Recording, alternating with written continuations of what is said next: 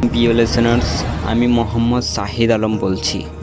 আজকের ঘটনাটি আমার সাথে শেয়ার করেছেন আব্দুল নামের একজন রিক্সাওয়ালা। চলুন সরাসরি ওনার কাছে চলে যাই। আমি আব্দুল, একজন রিক্সাওয়ালা।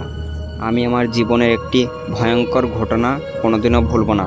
এটা হয়তোবা আপনাদের বিশ্বাস হবে না, কিন্তু আমি যা বলছি তা একদম সত্য। একদিন আমি একটা অন্ধকার গলিতে এক যাত্রীকে নিয়ে যাচ্ছিলাম। রাস্তায় খুব কম লোক ছিল এবং বাতাসও খুব থেমে থেমে ছিল।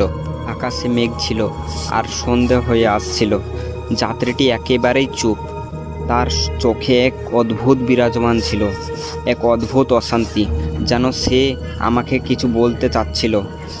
আমি জানতে চাইলাম না, কিন্তু কিছু সময় পর মনে হচ্ছিল সে যেন আমাকে কিছু বলছে না, বরং কিছু অদৃশ্য শক্তি তাকে নিয়ন্ত্রণ করছে। আমি রিক্সা চালাচ্ছিলাম। হঠাৎ দেখি সে যাত্রী আমার দিকে মুচকি হেসে বলল, জানো আমি কে? আমি অবাক হয়ে ঘুরে তাকালাম, কিন্তু কিছু না বলে আবার সামনের দিকে মনোযোগ দিলাম।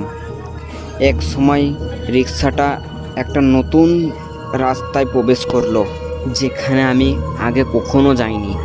চারপাশে অন্ধকার, কোনো চেনা জায়গা ছিল না।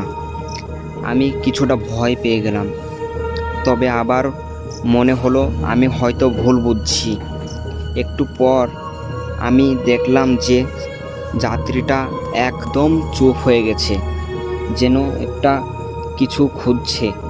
হঠাৎ তার গলা থেকে এক গম্ভীর কণ্ঠস্বর বের হলো, আমার আসল পরিচয় জানো?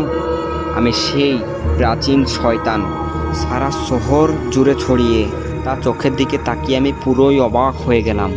আর সে প্রাচীন শয়তানের দ্বিতীয় পর্ব দেখার জন্য আমাদের পাশে থাকুন।